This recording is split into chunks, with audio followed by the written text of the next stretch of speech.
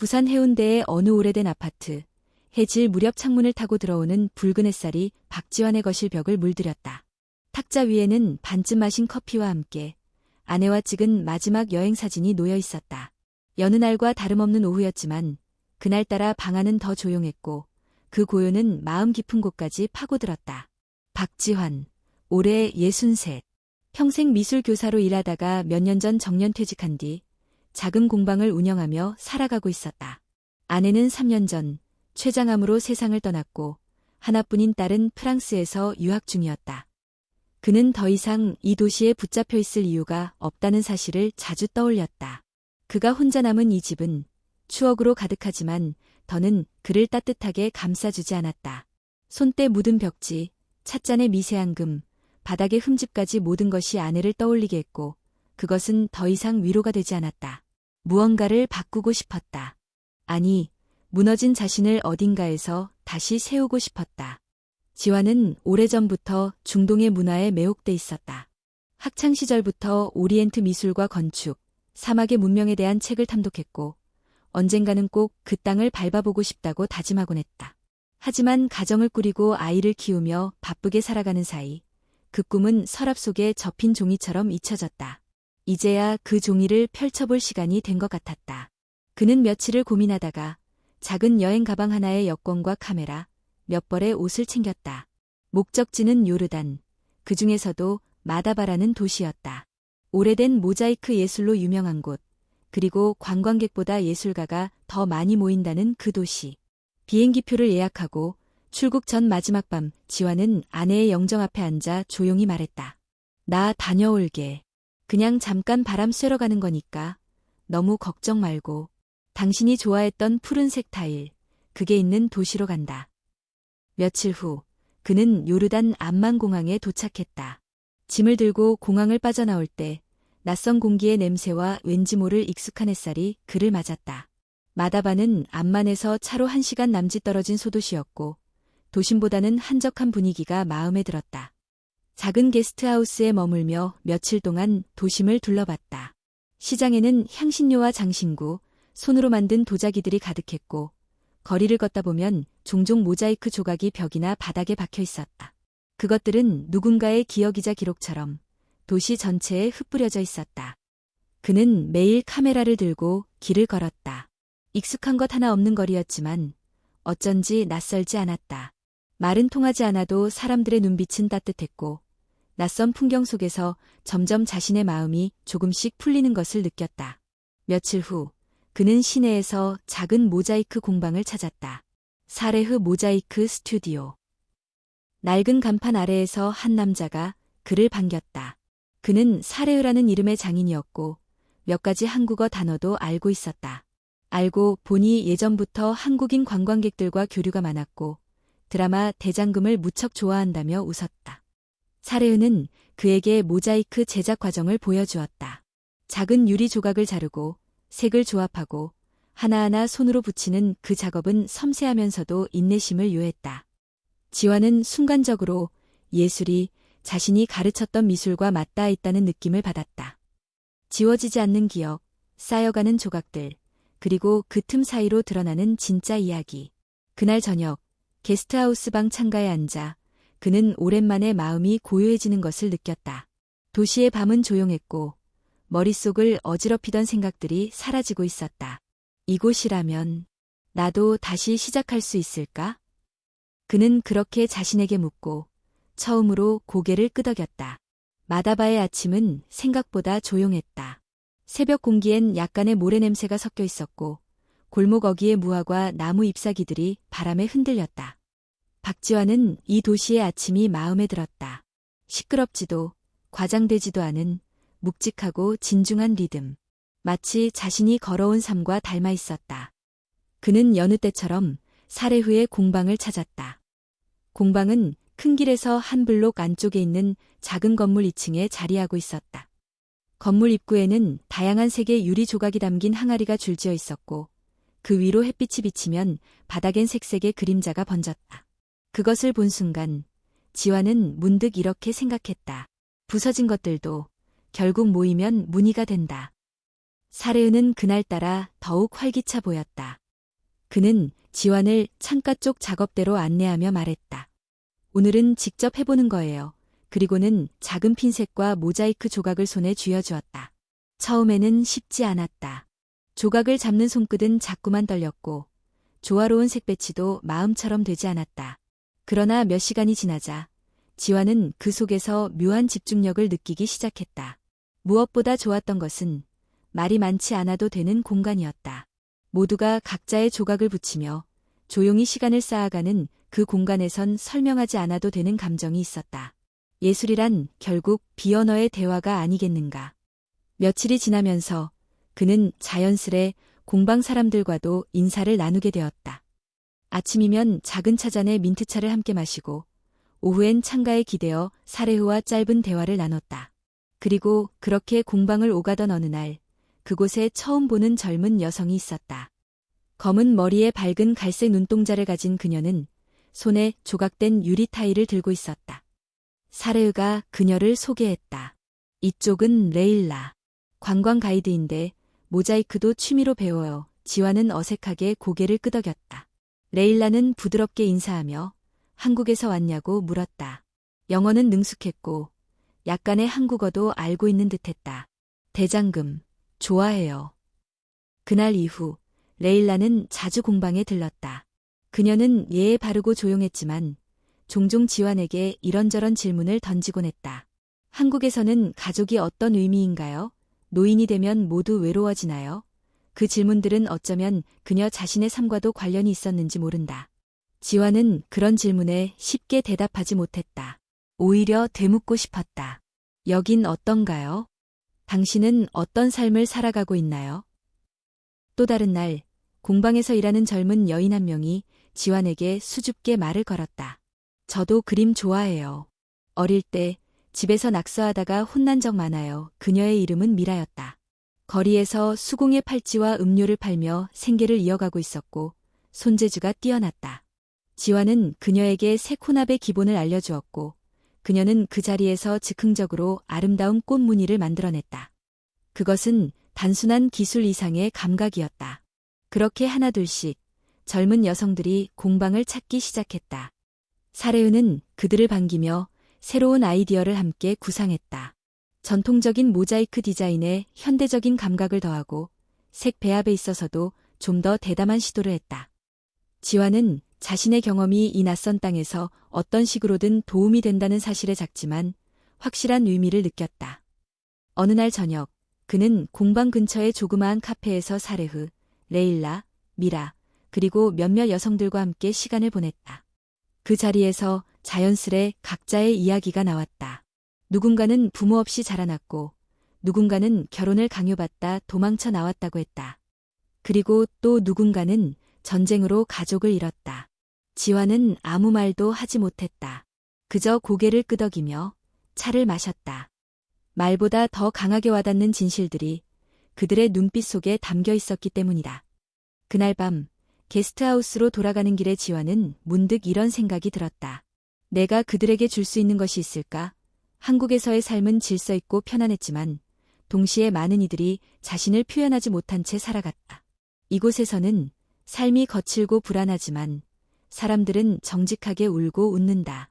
어쩌면 그 감정의 진실성이 지환을 이곳에 머물게 하는지도 몰랐다. 며칠 후 사레흐는 지환에게 제안했다. 작은 전시회를 열어보는 건 어때요? 당신 작품도 우리 젊은 친구들의 작품도 함께. 지환은 잠시 망설였지만 곧 수락했다. 무엇인가를 함께 만든다는 것, 그리고 그것을 세상에 보여준다는 것. 그것은 오랜만에 그가 느껴보는 살아있음이었다. 작은 전시는 일주일 뒤로 정해졌고 모두가 분주하게 준비에 나섰다. 레일라는 홍보 전단을 만들고 미라는 꽃무늬 패턴을 대형 타일로 재현했다. 지환은 처음으로 이 도시에 무언가를 남긴다는 생각에 마음이 벅차올랐다. 돌조각들이 하나둘 모여 그림이 되듯 흩어진 인연들도 모이면 이야기가 된다. 그리고 그 이야기는 단순한 우연이 아니라 필연처럼 느껴지기 시작했다. 마다바의 거리는 계절이 바뀌며 조금씩 색을 달리하고 있었다. 붉은 빛을 띠던 하늘은 점점 노랗게 물들었고 바람은 이전보다 차가워졌다.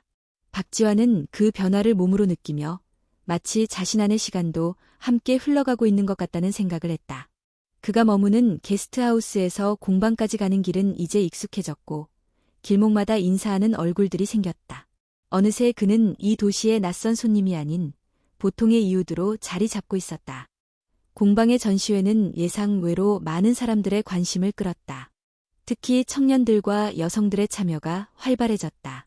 사레은은 이 흐름을 반가워했고 지환도 새로운 얼굴들과의 만남 속에서 삶의 활기를 느꼈다.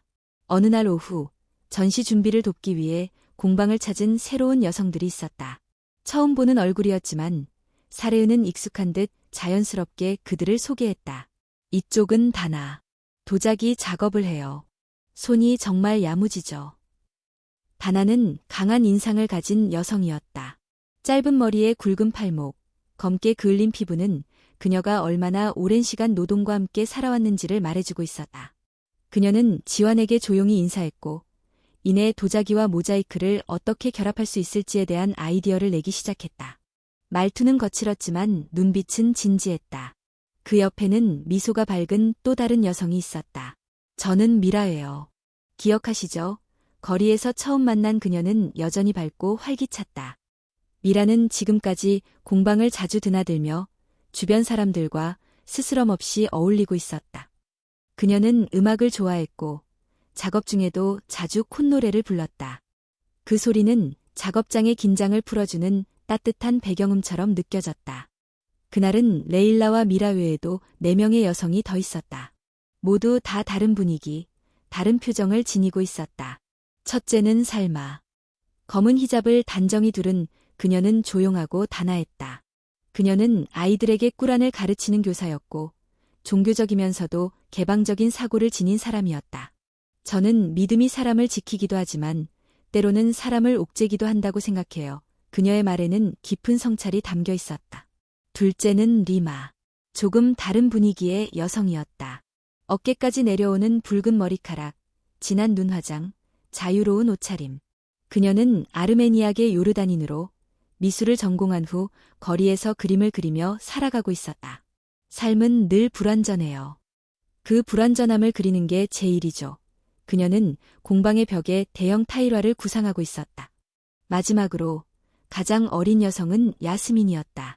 작고 마른 체구에 또렷한 눈매를 가진 그녀는 말이 많지 않았지만 공방 내의 일을 가장 부지런히 챙겼다. 그녀는 어린 시절 고아로 자라 여러 일을 전전하며 생계를 유지해왔고 지금은 기념품 가게에서 일하고 있다고 했다. 가끔은 제가 투명인간처럼 느껴질 때도 있어요. 그래서 뭔가를 만들고 나면 그게 저를 세상에 드러내주는 유일한 방법이 되죠. 그 6명의 여성은 전혀 다른 인생을 살아왔고 다른 세계에서 온 것처럼 느껴졌지만 공방이라는 작은 공간 안에서는 자연스럽게 어우러졌다. 그들은 서로의 상처를 드러내지 않으면서도 묵묵히 서로를 위로하고 있었다. 지환은 그들의 이야기를 들으며 문득 이런 생각이 들었다. 사람은 누구나 자기만의 조각을 가지고 있다. 누군가는 그 조각을 숨기고 누군가는 그것으로 무늬를 만든다. 며칠 후 전시회를 위한 공동 작업이 본격적으로 시작되었다. 각자는 자신만의 방식으로 작품을 준비했다. 레일라는 전통 문양을 현대적으로 재해석한 작품을, 다나는 도자기에, 모자이크를 접목한 설치물을, 리마는 벽화 스타일의 타일 조합을 만들었다. 미라는 직접 만든 음악을 배경으로 사용했고 살마는 꾸란 구절을 섬세한 문자 타일로 구현했다. 야스민은 그 모든 작품을 정리하고 배치하는 큐레이터 역할을 맡았다. 지환은 그들의 열정을 보며 자신이 이곳에 온 이유를 다시 생각하게 됐다. 단순한 여행이 아니었다. 아내를 잃고 삶의 방향을 잃었던 자신에게 이 땅의 사람들은 말없이 손을 내밀었다. 그리고 지금 그 손을 잡은 그는 다시 그림을 그리고 있었다. 그날 밤 지환은 작업장을 정리하면서 6명의 이름을 다시 되뇌었다. 레일라, 다나, 미라, 살마, 리마, 야스민. 그 이름 하나하나가 단순한 등장인물이 아닌 한 사람의 생이자 앞으로의 이야기 속 주인공이라는 것을 그는 알고 있었다. 6개의 삶이 이 공방에서 모였다. 그건 우연이 아닐지도 몰라. 그의 눈빛은 이전보다 훨씬 단단하고 따뜻했다. 마다바의 하늘은 변덕스러웠다. 아침엔 맑다가도 오후엔 흙먼지를 실은 바람이 불고 다시 해질 무렵이면 붉은 노을이 온 도시를 감쌌다. 박지환은 그런 하늘을 바라보며 하루를 마무리하는 시간이 점점 익숙해짐을 느꼈다.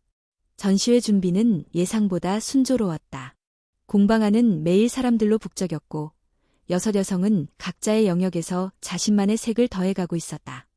지환은 처음으로 함께 무언가를 만들어간다는 감정을 다시 느꼈다. 그것은 교육자로서의 과거가 아닌 동료로서의 현재였다. 오후가 되면 공방 안에는 따뜻한 햇살이 비쳐들었고 음악과 조각 유리 부딪히는 소리가 배경처럼 깔렸다. 미라는 종종 노래를 흥얼거렸고 그 리듬에 맞춰 야스민은 타일을 정리했다.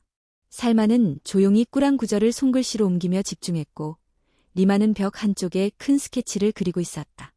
이 도시에는 말없는 사람들이 많아요. 레일라는 어느 날 조용히 말했다. 하지만 우리는 여기에 그림과 색으로 말하죠. 그 말에 지환은 고개를 끄덕였다. 말보다도 더 솔직한 것들이 존재한다는 사실을 그는 점점 이해하고 있었다. 다나는 작업 중간중간 물을 나르고 무거운 재료들을 들며 공방의 물리적 중심을 맡았다. 그녀의 손은 늘 거칠고 상처투성이었지만 그 손으로 만들어낸 작품은 누구보다 섬세했다. 지환은 그런 다나를 보며 강함과 부드러움이 동시에 존재할 수 있구나라고 생각했다. 작업이 끝난 어느 날 지환은 여섯 여성과 함께 작은 테라스에 앉아 저녁차를 마셨다. 붉은 해가 산 너머로 사라지고 있었고 도시엔 천천히 밤의 기운이 스며들고 있었다. 아무도 말을 하지 않았지만 그 침묵은 불편하지 않았다. 오히려 서로를 감싸주는 포근함처럼 느껴졌다. 선생님, 한국에서도 이런 전시 많이 해보셨나요? 리마가 물었다. 많이는 아니지만 학생들과 함께 준비한 적은 있었죠. 그때도 비슷했어요. 너희처럼 각자의 방식으로 자기 이야기를 색으로 표현하는 아이들이 있었죠. 그 아이들은 지금 어른이 되었겠네요. 살마가 조심스레 물었다. 그렇죠. 어떤 아이는 디자이너가 되었고, 어떤 아이는 교사가 되었고, 또 어떤 아이는 그냥 평범한 사람이 되었어요. 하지만 다들 한 번쯤은 그 전시를 기억하고 있을 거예요. 그 대답에 미라가 웃으며 말했다. 우리도 그럴 거예요. 훗날 이 시간을 기억하겠죠. 이상한 한국인 아저씨와 모자이크로 가득한 방을요. 모두가 웃었다. 그 웃음은 어색하지 않았고 그 안에는 분명한 유대감이 있었다. 그날 밤 지환은 자신이 이들에게 어떤 존재가 되어가고 있는지를 생각했다. 그는 처음엔 외로운 여행자였고 그 다음엔 손님이었으며 지금은 어쩌면 친구가 되어가고 있는지도 몰랐다. 아니, 친구 이상일지도 모른다는 생각이 들었다. 그러나 그것이 사랑인지 동료애인지 혹은 또 다른 형태의 정인지 그는 명확히 정의할 수 없었다. 며칠 뒤 공방에서 사레으가 지환에게 작은 제안을 했다. 선생님, 전시가 끝나고 나면 여기에 머무는 걸 진지하게 생각해 보시는 건 어때요? 다들 선생님을 필요로 하고 선생님도 여기가 싫지 않잖아요? 지환은 잠시 말을 잇지 못했다. 그는 분명 이 도시를 좋아했고 이 사람들과 함께 있는 시간을 소중하게 생각했다.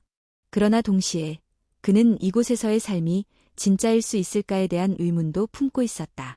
그날 저녁, 레일라가 남은 사람들과 함께 늦게까지 작업을 하고 있었다. 지환은 그녀에게 따로 말을 걸었다. 여기서 오래 살고 싶은 마음이 있어요? 레일라는 잠시 손을 멈추고 창밖을 바라봤다. 글쎄요. 어릴 땐 이 도시가 답답하게 느껴졌어요. 여성을 향한 시선, 가족의 기대, 종교의 압박. 하지만 지금은 그 모든 걸 견디며 살아가는 우리가 더 멋지다고 생각해요. 떠나고 싶었던 이유들이 지금은 오히려 남고 싶은 이유가 되었어요. 그 말은 지환의 마음을 울렸다. 삶이라는 것은 결국 무엇을 떠나기 위한 게 아니라 무엇에 머물 수 있는가에 대한 이야기라는 생각이 들었다. 전시회가 다가오자 모두가 긴장했고 공방 안은 분주해졌다. 지환은 작업을 마무리하면서도 여섯 사람을 번갈아 바라보았다. 그들의 손끝에서, 표정에서, 조용한 눈빛에서 그는 진심을 느꼈다. 6명의 여성. 각각 다른 얼굴, 다른 과거, 다른 상처. 그러나 지금 이 순간 한 공간 안에서 하나의 무늬를 그리고 있었다. 그것은 마치 인생의 모자이크 같았다. 부서진 조각들이 모여 가장 진실한 아름다움을 만들어내는 예술. 그리고 그 중심에 자신이 함께 있다는 사실에 지화는 가만히 미소 지었다. 마다바의 하늘은 변함없이 푸르렀지만 사람들의 얼굴엔 어딘가 긴장감이 서려 있었다. 라디오에선 하루가 멀다 하고 국경 지역 소식을 전했다. 시리아와 요르단 북부의 긴장이 점점 고조되고 있다는 뉴스였다. 국경에서 무장 충돌이 있었다고 해요. 민간인 피해는 아직 없지만 분위기가 심상치 않대요. 레일라가 말했다. 공방 안은 순간 조용해졌다. 모두가 서로를 바라봤지만 아무도 먼저 입을 열지 않았다. 예전에도 몇 번 긴장이 있었지만 이번엔 그 강도가 달랐다. 외국 대사관들은 자국민에게 출국을 권고하고 있었고 암만에 있는 한국 대사관 역시 박지원에게 이메일을 보냈다. 현재 요르단 내 일부 지역에서 치안 상황이 불안정합니다. 가능한 한 조속히 출국을 권장합니다. 지환은 노트북을 덮고 깊은 숨을 내쉬었다. 지금 돌아가면 그는 다시 혼자였다. 조용한 아파트, 말 없는 벽, 오래된 사진들. 하지만 여기에 남는다면 위험 속으로 걸어 들어가는 일이 될 수도 있었다. 며칠 후 거리엔 무장 경찰이 배치되었고 공항으로 가는 길목엔 검문소가 늘었다. 공방에 오는 사람들도 점점 줄어들었다. 미라는 더 이상 노래를 부르지 않았고 야스민은 매일 조심스럽게 창밖을 확인했다. 그날 저녁 공방 문을 닫은 후 지화는 테라스에서 혼자 차를 마시고 있었다. 문득 발소리가 들려 고개를 들자 6 여성이 한 명씩 다가오고 있었다.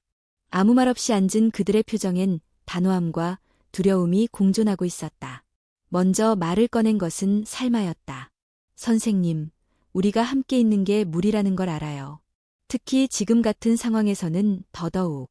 하지만 우리 이대로 흩어지기 싫어요. 레일라가 이어서 말했다. 혹시라도 선생님이 돌아가신다면 우리는 다시 각자의 일상으로 돌아가겠죠. 다시 묵묵히 일하고 참고 잊고 살겠죠. 그런데 그게 전에는 당연했는데 지금은 잘 모르겠어요. 그게 옳은 건지. 리마가 조용히 덧붙였다. 여기서 우리가 만든 건 단순한 작품이 아니라 서로의 자리였어요. 지화는 말이 없었다. 그들을 바라보며 그의 눈앞에는 모자이크처럼 겹쳐진 얼굴들이 떠올랐다. 각자의 과거, 상처, 꿈, 그리고 지금 이 순간까지 그는 알고 있었다. 그 어떤 말보다도 지금 이들이 바라는 건 단 하나의 대답이었다. 같이 있어요. 어떤 형식이든 상관없어요. 그냥 함께 있고 싶어요. 다나가 말했다. 그 말은 벽처럼 단단하고 동시에 물처럼 부드러웠다.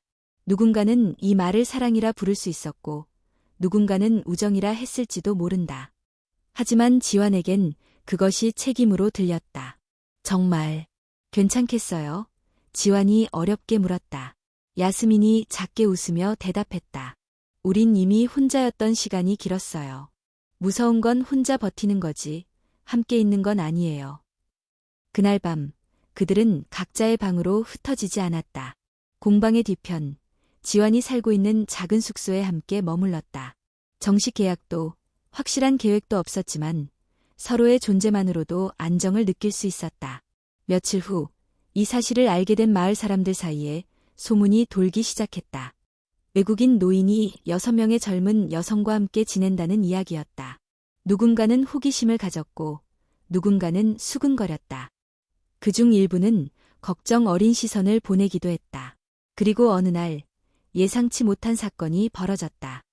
레일라의 먼 친척이자 보수적인 성향을 지닌 중년 여성이 공방을 찾아와 박지환에게 직접 따졌다. 당신 도대체 뭐 하는 사람입니까? 우리 아이들을 왜 집에 데려다 두는 겁니까?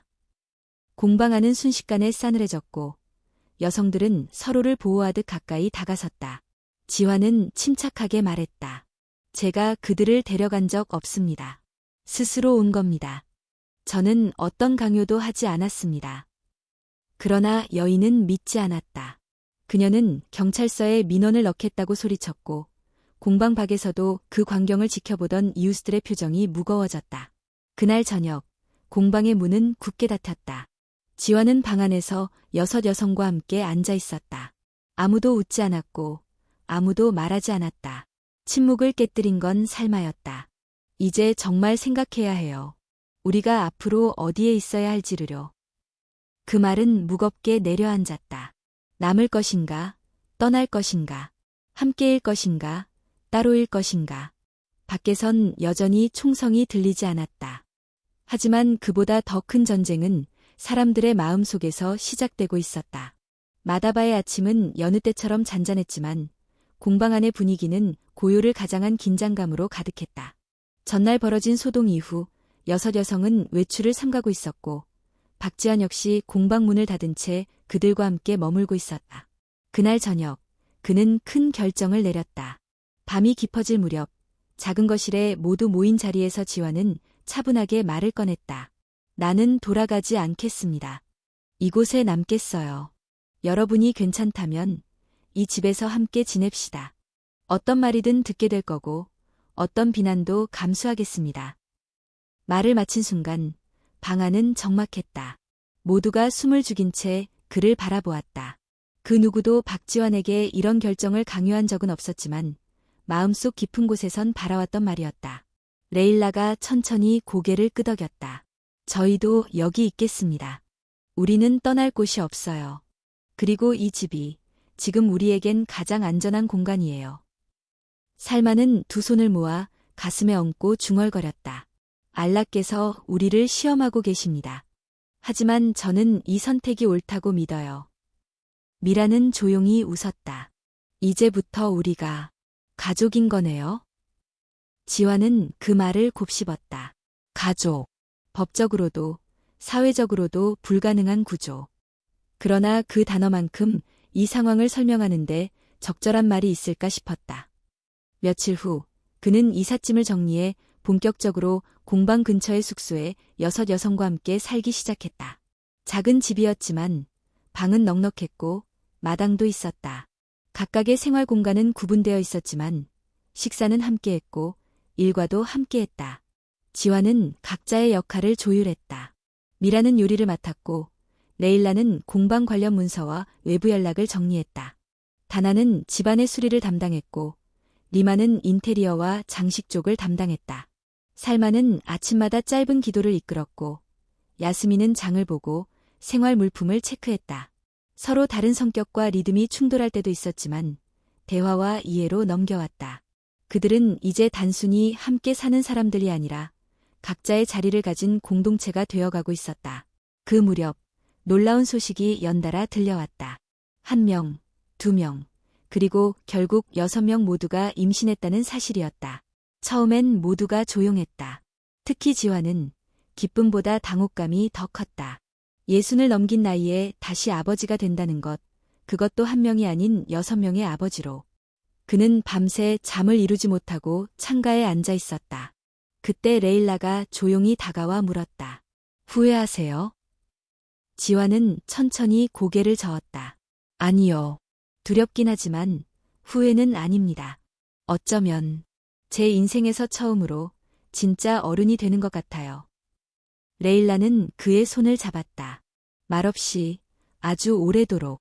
이후 집안은 분주해졌다. 건강검진, 영양식단, 침구교체, 출산 준비. 지화는 돈을 아끼지 않았다. 자신이 가진 적금과 한국에서 정리한 자산으로 필요한 모든 것을 준비했다. 무엇보다 6 여성의 자존감과 안정을 위해 노력했다. 공방도 다시 문을 열었다. 임산부가 된 여성들은 무리하지 않는 선에서 작업에 참여했고 일부 작품은 희망과 탄생을 주제로 새롭게 기획되었다. 사레은은 놀라움을 감추지 못했다. 정말 당신은 이 도시에서 전설이 되겠어요. 하지만 마을 사람들의 반응은 엇갈렸다. 일부는 박지환을 응원했고 일부는 수근거렸다.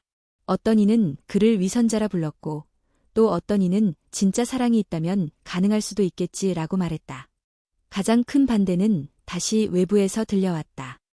요르단 내한 매체가 박지환과 6 여성의 공동생활을 기사화하며 논란이 촉발된 것이다. 제목은 자극적이었다. 한국인 노인, 젊은 여섯 여성과 동거, 가족인가, 위장된 하렘인가? 인터뷰 요청이 쇄도했고 SNS에서는 논쟁이 벌어졌다. 선택한 가족을 존중하자는 목소리와 도덕적 해이의 대표 사례라는 비판이 엇갈렸다. 박지원은 고민 끝에 언론의 접촉을 일절 거절했다. 단 하나, 그는 SNS에 짧은 글을 남겼다. 우리는 법적 정의를 따르지 않는 구조일 수 있습니다. 그러나 우리는 서로를 사랑하고 책임지며 보호하고 있습니다. 그것이 진짜 가족이 아니면 무엇이 가족입니까? 이 짧은 문장은 수많은 사람들의 가슴을 울렸다. 비난도, 지지도 동시에 폭주했지만 그들은 흔들리지 않았다. 그날 밤, 여섯 여성은 박지원의 방에 차례로 들어왔다.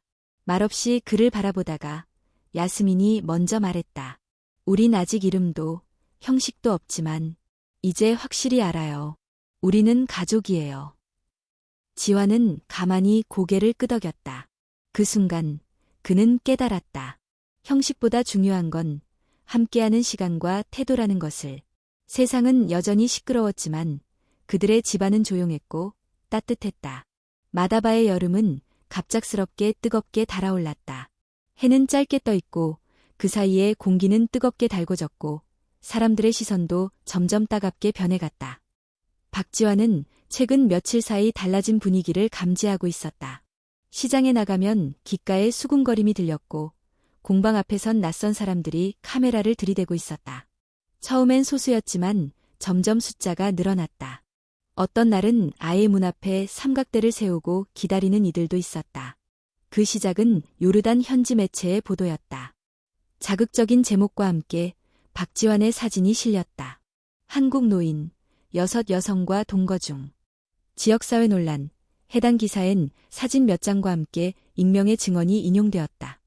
그는 우리 사회의 도덕적 질서를 무너뜨리고 있다. 기사는 빠르게 번역되어 한국어 뉴스 사이트에도 실렸다. SNS에선 찬반 논란이 일었다. 어떤 이는 법을 지키지 않는 위선자라고 했고 어떤 이는 문화 간 차이를 받아들여야 한다고 주장했다. 해시태그 삽사인 마다바위 한국인이 실시간 검색어에 오르기도 했다. 박지환은 처음엔 침묵했다. 가족들을 지키는 것이 우선이라 생각했고 이 상황이 곧 잠잠해질 거라 믿었다. 하지만 문제는 점점 커졌다. 어느 날 요르단 이민국에서 연락이 왔다. 귀하의 거주 상태와 동거 관계에 대한 공식 조사가 필요합니다. 그날 밤 공방 안에선 무거운 침묵이 흘렀다. 레일라는 차분하게 말했다. 이건 우리가 감당해야 할 일이에요. 지금껏 너무 평온해서 있고 있었지만 우리 삶은 늘 경계 위에 있었죠. 살마가 물었다. 그럼 어떻게 해야 할까요? 흩어져야 하나요? 리마는 손을 탁자에 얹고 단호하게 말했다. 절대 아니에요. 지금 포기하면 우리는 그냥 기사 속의 소재로 끝나버려요.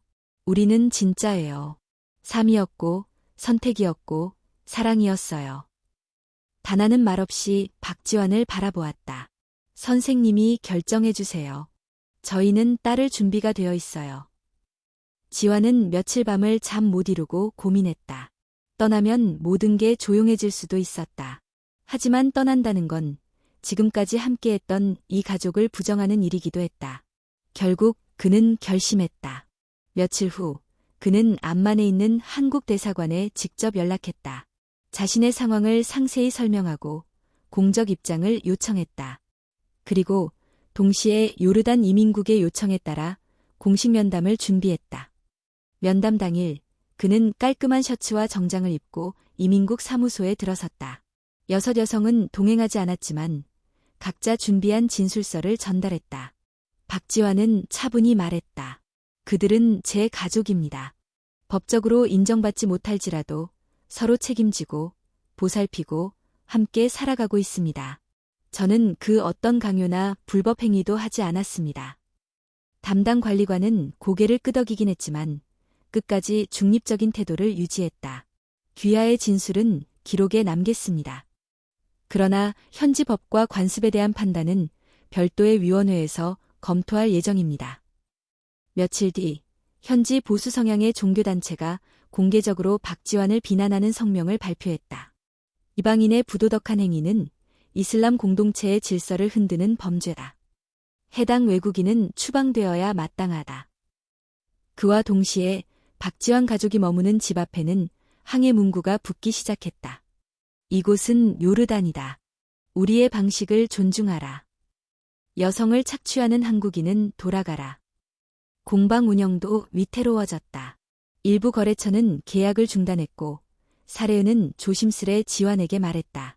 내 입장은 변하지 않았지만 주변 시선이 심상치 않아요.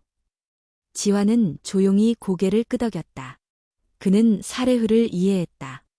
그리고 이 모든 일이 자신 한 사람 때문이라는 죄책감도 피할 수 없었다. 가장 큰 충격은 한국의 한 방송사에서 연락이 왔을 때였다. 그들은 국제적인 사랑과 논란이라는 주제로 박지원 가족을 다큐멘터리로 제작하고 싶다며 제안했다. 사실 그대로 보여드릴 테니 세상이 판단하게 하죠. 하지만 지환은 거절했다. 내가 선택한 삶이지만 아직 태어나지 않은 아이들까지 이 관심 속에 놓고 싶지 않습니다. 밤이 깊었다. 마당에 앉아있던 지환 곁으로 레일라가 다가왔다. 그녀는 손에 종이 한 장을 들고 있었다. 이건 제가 쓴 편지예요. 한국어로 써봤어요. 지환은 조심스레 펼쳐 읽기 시작했다. 우리는 선생님에게 선택된 사람들이 아닙니다. 우리가 선생님을 선택했고 선생님도 우리를 선택했습니다. 법이 허락하지 않아도 사회가 외면해도 우리가 서로를 사랑하고 지키겠다고 약속했다면 그게 가족 아닐까요? 그는 조용히 눈을 감았다. 세상이 그들을 뭐라 부르든 이제는 상관없었다. 그날 밤 그는 혼자 중얼거렸다. 우리가 증명해야 할 것은 사랑이 아니라 그 사랑을 지킬 수 있는 용기라는 걸. 그날 아침 마다바는 평소보다 더 조용했다. 새들의 지저김도 희미했고 거리에는 이상하리만큼 정막이 깔려 있었다. 박지환은 아침 식사를 준비하던 중 공방 옆마당에서 들려온 낯선 목소리에 고개를 들었다. 미라, 지금 나와. 엄마가 기다리고 있어. 낯선 중년 여성이 공방 문을 두드리고 있었다. 그녀의 옆에는 2명의 남자가 서 있었고 그들 모두 표정이 굳어 있었다. 박지환이 다가서자 여인은 지환을 노려보며 외쳤다. 당신이야? 우리 딸을 여기 데려다 놓은 사람이? 당장 나와. 미라는 공방 안에서 모습을 드러냈다. 그녀는 순간 움찔했지만 이내 고개를 들었다. 엄마, 전 여기 있어요. 제 의지로요. 그게 무슨 소리야. 저 늙은 외국인한테 무슨 짓을 당한 거야. 사람들 다 손가락질해. 그건 중요하지 않아요. 전 여기서 행복해요. 우리 서로 지키고 살아가기로 했어요. 입 다물어. 너 지금 이슬람 공동체의 수치를 만들고 있어. 박지환이 다가서려는 순간 옆에 있던 남자 둘이 미라를 붙잡았다. 가자. 내 엄마 말 들어야지. 그녀는 발버둥 쳤지만 힘에 밀려 끌려나갔다. 선생님, 제발. 저희 가족은 여기에요. 그녀가 소리쳤다. 그리고 이내 차문이 닫히고 엔진 소리가 골목을 가로질렀다. 남겨진 공방은 깊은 침묵 속에 잠겼다. 그날 저녁 6명이었던 식탁은 5명만이 둘러앉았다. 미라가 앉던 자리는 비어 있었고 모두의 시선은 그 자리에 멈춰 있었다. 아무도 젓가락을 들지 않았고 밥은 식어갔다. 야스민이 조용히 말했다. 그녀는 돌아올 수 있을까요? 레일라는 입술을 깨물며 고개를 저었다. 쉽지 않을 거예요. 그 집안은 보수적이에요. 그녀가 다시 여기 오는 걸 허락하지 않을 거예요. 살마가 양손을 모아 기도하듯 말했다. 알라께서 그녀를 보호해 주시길. 리마는 주먹을 쥐고 말했다. 이게 말이 돼요? 성인이 자기 의지로 한 선택인데 부모가 이렇게 강제로 끌고 가는 게? 다나는 말없이 박지환을 바라봤다. 그의 눈은 멍했고 손은 떨리고 있었다. 그는 자책 중이었다. 자신이 너무 무방비했음을, 그녀를 보호하지 못했음을, 아무것도 하지 못했다는 무력함을. 이틀 뒤 미라가 입원했다는 소식이 전해졌다. 지화는 그 즉시 암만의 병원을 찾아갔다. 접수처에서 확인하니 그녀는 스트레스로 인한 유산을 겪었고 현재 보호자 동의 없이는 면회가 불가능하다는 말을 들었다. 지화는 병원 앞에서 몇 시간을 기다렸다. 미라의 어머니가 병원 로비에 나타났을 때 그는 조심스럽게 다가갔다. 제발 미라를 보게 해주세요. 단 몇 분이라도. 여인은 차가운 목소리로 말했다. 그 아이는 당신 때문에 모든 걸 잃었어요. 아이도, 명예도, 미래도. 당신이 여기서 떠난다면 아이는 회복할 수 있어요. 그렇지 않으면 당신은 그녀를 영영 망칠 겁니다. 지화는 아무 말도 하지 못했다. 그의 가슴 속에선 수백 개의 조각이 동시에 무너지고 있었다. 그는 그렇게 병원 문 앞에 앉아 새벽이 될 때까지 기다리다 결국 돌아섰다. 그 주 내내 공방은 다시 문을 닫았다. 5 여성은 침묵 속에 지냈고 지화는 모든 일정을 취소한 채 집안에서 거의 나오지 않았다. 아이를 잃었다는 사실, 자신이 그 상황을 막지 못했다는 사실, 미라가 울부짖던 마지막 얼굴이 계속해서 떠올랐다. 리마는 말했다. 그녀의 노래가 멈췄어요. 너무 갑자기, 너무 잔인하게. 살마는 눈물을 흘리며 말했다. 우리가 뭘 그렇게 잘못한 걸까요? 지화는 입을 열었다. 잘못한 건 없습니다. 단지 세상이 우리를 아직 받아들이지 않았을 뿐입니다. 야스민은 조용히 고개를 들고 말했다. 그럼 우리 어떻게 해야 하죠? 계속 이대로 숨어있기만 해야 해요? 다나는 단호히 말했다. 숨지 않을 거예요. 우린 아무것도 나쁘게 한 게 없어요. 우리가 잘못됐다고 믿는 순간 그들이 이긴 거예요. 그날 밤 지화는 긴 편지를 썼다. 미라에게 보내는 읽히지 않을 수도 있는 편지였다. 그는 편지의 마지막 문장을 이렇게 적었다. 내가 다시 노래할 수 있는 날이 온다면 그 소리는 우리가 포기하지 않았다는 증거가 될 거야. 며칠 후 지화는 다시 붓을 들었다. 큰 타일판 위에 하나의 작품을 그리기 시작했다. 이름은 비어있는 자리. 6개의 의자 중 하나가 비어있는 모습. 그 자리는 슬픔이 아닌 기다림의 상징이었다. 공방은 다시 열렸다. 작업은 다시 시작되었고 5 여성은 이전보다 더 단단한 눈빛으로 타일을 맞추고 있었다. 그리고 누군가 말했다. 그녀의 자리를 지키는 게 우리가 할 수 있는 가장 큰 사랑일지도 몰라요. 마다바의 봄은 짧고 강렬하다. 전날 내린 비에 씻긴 거리 위로 햇살이 부드럽게 내려앉았고 붉은 벽돌의 집들 사이로 푸른 이파리들이 고개를 내밀었다. 하지만 공방 안의 공기는 유난히 긴장되어 있었다. 그날은 중요했다. 미라가 떠난 지 1달이 지났고 공방은 그 시간 동안 차분히 그러나 단호하게 변화를 준비해왔다. 박지화는 앞치마를 메고 손에 먼지가 묻은 채 한 점의 대형 타일 벽화를 바라보고 있었다. 6개의 의자, 그중 하나는 비어 있었고 의자들 위엔 각각의 이름이 새겨져 있었다. 마지막 의자엔 이름 대신 타일 조각 하나만 놓여 있었다. 그녀의 자리는 아직 여기 있어. 박지화는 혼잣말처럼 중얼였다. 레일라가 조용히 다가와 말했다. 준비됐어요. 밖에서 사람들이 모이기 시작했어요. 박지화는 고개를 끄덕였다. 오늘은 타일 전시회라는 이름으로 공방에서 작은 공개 행사를 여는 날이었다. 본래 상업용 전시로 기획됐지만 지금은 완전히 다른 의미를 갖게 되었다. 그는 밖으로 나갔다. 마당엔 이미 수십 명이 모여 있었다. 일부는 단순한 호기심으로, 일부는 이전의 기사를 본 후 비난의 시선으로, 그러나 다수는 지지와 이해의 마음을 갖고 찾아온 이들이었다. 공방 앞 임시 무대가 설치되어 있었다. 박지화는 마이크를 들고 단상에 섰다. 손에는 원고도 없었고 준비된 연설문도 없었다. 그는 천천히 눈을 들어 사람들을 바라보았다. 안녕하십니까? 저는 박지환입니다. 한국에서 왔고 현재 이 마다바에서 공방을 운영하며 살아가고 있습니다. 그의 목소리는 단단하고 잔잔했다. 몇 달 전 저와 함께 살아가는 여성들과의 관계가 알려졌고 많은 말들이 오갔습니다. 하렘이다. 착취다. 무책임한 사랑 노름이다. 듣기 힘든 말도 많았습니다. 그는 잠시 말을 멈추고 숨을 고른 뒤 이어 말했다. 그러나 저희는 단 한 번도 장난처럼 살아온 적이 없습니다. 이 관계는 선택이었고, 책임이었고, 서로의 삶에 대한 헌신이었습니다. 그 누구도 강요하지 않았고, 모두가 스스로 이 자리를 지켜왔습니다.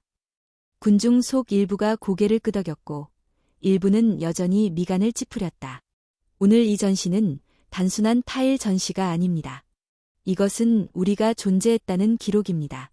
우리가 사랑했고, 함께 울고 웃었다는 증거입니다. 미라가 떠났지만 그녀의 자리도 여전히 여기에 있습니다. 그녀는 사라진 게 아니라 우리 안에 남아있는 것입니다. 레일라, 리마, 살마, 야스민, 다나오 5 여성은 무대 옆에 나란히 서 있었다. 각각의 손에는 그들이 직접 만든 타일 작품이 들려 있었다. 작품엔 이름과 함께 한 문장이 새겨져 있었다. 우리는 가족이다. 사랑은 허락을 구하지 않는다. 책임은 피할 수 없는 선택이다. 박지환이 말했다.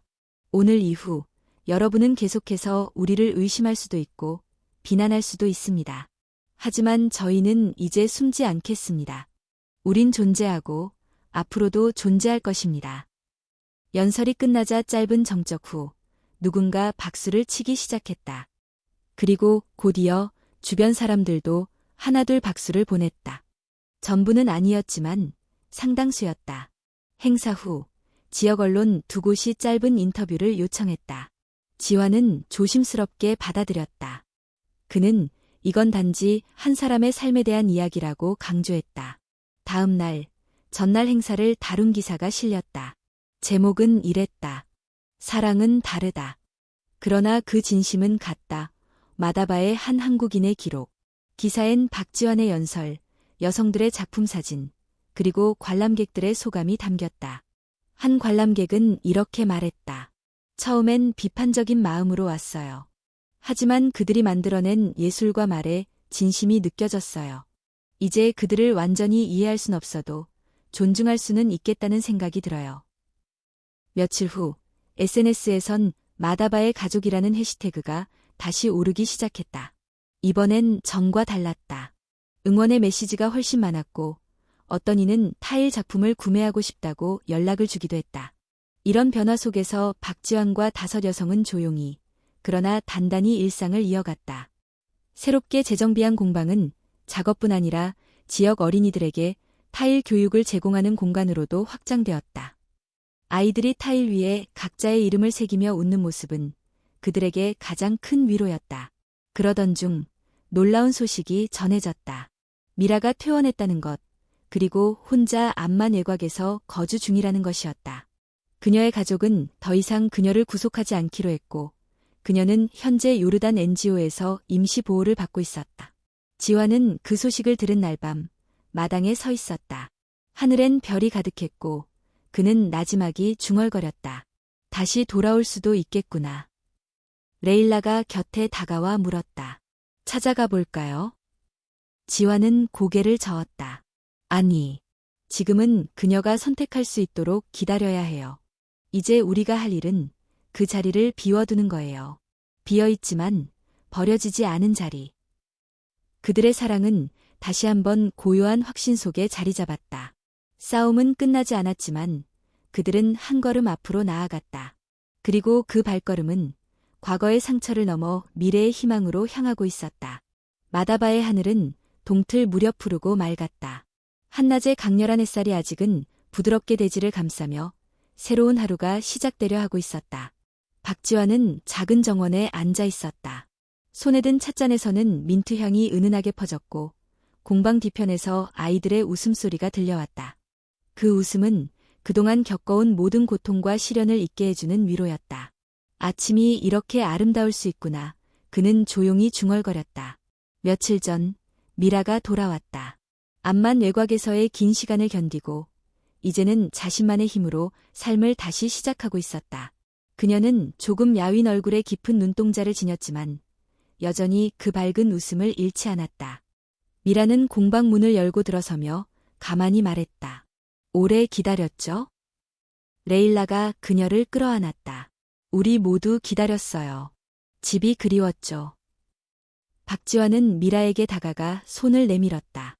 그녀는 그 손을 꼭 잡으며 말했다. 선생님, 저 이제 여기서 살고 싶어요. 가족과 함께. 그날 밤 5명과 미라, 그리고 박지환은 작은 식탁에 둘러앉았다. 6개의 의자가 다시 모였고 그 자리는 그 어느 때보다 따뜻했다. 우리는 이제 진짜 가족이에요. 지환이 말했다. 법으로 인정받지 못해도 우리가 서로를 돌보고 사랑한다면, 레일라가 덧붙였다. 그게 진짜 가족이지요. 살마는 눈물을 닦으며 말했다. 우리의 연대가 세상을 조금씩 바꿀 거예요. 미라는 고개를 끄덕이며 말했다. 그리고 아이들도 우리 사랑의 결실이에요. 그들이 이 세상을 더 밝게 만들어줄 거예요. 아이들은 공방 한쪽에서 조용히 놀고 있었다. 그들은 3가지 언어를 섞어가며 웃었고 서로의 문화를 자연스럽게 받아들였다. 그 모습은 마치 이곳이 두 나라, 두 세계의 다리임을 증명하는 듯했다. 박지환은 그 모습을 바라보며 속으로 다짐했다. 내가 살아있는 동안 이 가족 모두를 지키겠다. 누구도 우리를 갈라놓지 못하게. 며칠 후 마다바에서 작은 축제가 열렸다. 박지환과 6 여성, 그리고 아이들은 이 축제의 주인공이었다. 현지 주민과 여행객들이 모여 그들의 이야기에 귀 기울였고 작품들을 감상했다. 미라는 무대에 올라 소프라노처럼 조용한 노래를 불렀고 사람들은 감동했다. 지역 언론도 이 축제를 긍정적으로 다루었고 한 기자는 인터뷰를 통해 이렇게 말했다. 여기 작은 마을에서 시작된 이야기가 전 세계에 울림을 주고 있습니다. 사랑, 용기, 그리고 책임이란 무엇인지 이들이 증명하고 있습니다. 축제가 끝난 후 박지환은 공방 옥상에 올랐다. 멀리 사막의 끝자락에는 붉은 태양이 떠올랐고 그 빛은 도시 전체를 금빛으로 물들였다. 그는 깊은 숨을 들이쉬고 눈을 감았다. 마음속에는 고요하면서도 강한 평화가 스며들었다.